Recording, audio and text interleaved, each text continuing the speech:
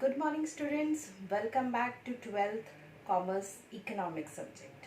We are going with the current challenges facing Indian economy and we have seen two challenges. The first one is poverty, second one is human capital formation, and today we are going to start with the third one, that is rural development. Now, before moving further, we should know what is rural development. Let us see the meaning of rural development.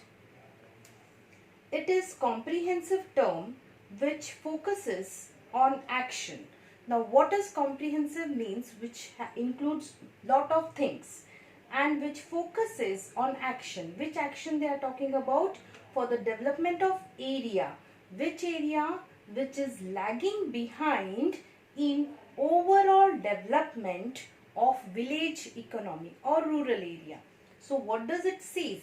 It's a comprehensive term where the action has to be taken by the government for which area? Which is lagging behind in overall development. So that is called as rural development. Once it is overall developed, that will be called as rural development. So the meaning is very simple. It's a comprehensive term which focuses on an action.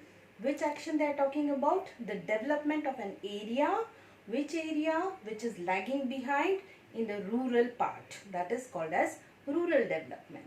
I hope you understood it. Now, what is the objective of the government to develop the rural areas? These are the three main objectives to develop the rural area. Number one is increases productivity of agriculture sector.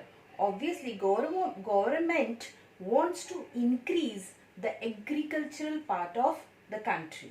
So this is the motto or aim or objective of the government. The second one is generating alternative means of livelihood in rural sector. What actually government wants to do? They wants to generate the alternative use of earning other than cultivation. That can be marketing, that can be branding, that can be transportation, warehouse, etc. Many other things other than the cultivation. Next is promoting education and health facility in the rural sector. Not only in the agriculture, but when it is called as developed, overall developed, then there should be an education development, there should be a development in the health facilities, each and every, even the transportation should be developed, then it will be called as an overall development. So these are the main objectives of rural development. Now, what actually are the key issues for the government to develop the rural areas? I have highlighted, underlined the points which, if you remember, you are easily able to write the objectives and key issues. The number one is robust system of rural credit. Robust means it should be a strong system of rural credit. Credit, you all know, you are a commerce student. The next is a system of marketing that ensures remunerative price to the farmer. There should be a marketing system where the product has to be marketed, but in return the farmer should get a correct remuneration. That means in return whatever the income they get or money they get, that should be the correct amount.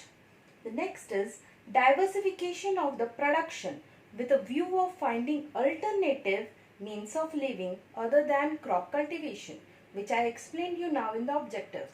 Government wants them to find out the alternative source of earning other than cultivation. Next is promotion of organic farming. Organic farming has to be promoted. Organic farming means without any chemical, pesticides or fertilizer. That is, we can say eco-friendly. Next is development of human resources. Human resources, we have studied human capital formation. So like health, education, skill development, all these things have to be developed in the rural area. Next is development of infrastructure.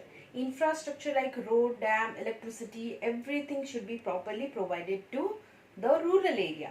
So these are the key issues why government wants the rural area to develop. Let us move further. That is rural credit. There I explained you the point credit, which you may know, but here I will explain you again what is rural credit. Credit means, that means the credit of the farming community. They want money and they borrow it from someone. That is called as credit. Now rural credit means people need a money. Each and every farmer doesn't have a money or they are rich. They need to take a credit from the someone. So credit of for why they need, for various purposes. What are their purpose? For purchasing the tools, machines, then digging wells and tube wells, purchasing seeds, fertilizers, pesticides, etc. So not only these, even there is a gesture period between sowing the crop and harvesting. So that gesture period or that time period they don't have any money. So at that time they need credit to fulfill their all needs. So this is the need of credit in a rural area. Now, how does a credit gets rural area, or how does the farmer gets a credit, which we say source of rural credit? There are two sources we can say. The first is non-institutional source and the second one will be institutional source. Now what actually non-institutional source means? We can say they are not an organization which provides the credit. Okay, they are not an organization which provides the credit, and easily the credit is being given to someone. For example, money lender, we can say zamindar, or we can say a saukar, which provides money to the farmer, and later on they also charge interest for it. Principal amount is taken but with a high rate of interest. Then if farmer wants, they can take money from the money lenders, or from the commission agents, or from the traders, or from the relatives and friends. So these are the sources from where the farmer takes money for cultivation.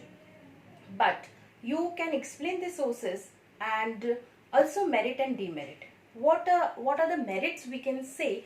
That is easy loan they get, easily the loan is available, or we can say quick loan is available, and no more paperwork is needed, and even sometimes no security is needed. But if the farmer go in bank, they have to provide lot of details. No easy loan is available to them, and plus lot of security paperwork is needed. So these are the merits of non-institutional. Easily the loan is available. But the demerit, or the biggest demerit, is high rate of interest. Farmer pay high rate of interest to the non-institutional people. And also the second demerit is exploitation. Now what do we mean by exploitation? What do they do? For example, if they take a loan from the saukar and he says, okay, you don't pay me the interest but you sell me the crop, and what does this saukar or zamindar do? They sell the crop outside in a very high price. So who does all the work? Farmer. And they don't get any profit in it. But who takes the profit? The money lender. So this is exploitation of farmer. Next we will move further. That is institutional source. We have finished with non-institutional. Now institutional source means these are the organization which legally provide credit to the farmers. The number one is cooperative credit societies. You have studied in business studies what is cooperative credit society. This is a form of group which is formed by the number of people, and they come together or form a society so that easily it can be, we can say, the credit or the benefits can be taken by the people together, coming together, helping one another. Next is commercial bank. You know who are the commercial bank, who gives loan or accept the deposit, give loan for the earning profit, that is interest. And we can say the example of commercial banks are HDFC Bank, we can say Citibank, and Standard Chartered Bank, banks which are nearby you. You already know, your commerce student, what are the commercial bank. They provide loan to the farmers. Next is regional rural bank, which is RRB. Regional rural bank, name itself tells you it's a regional bank and for a rural area.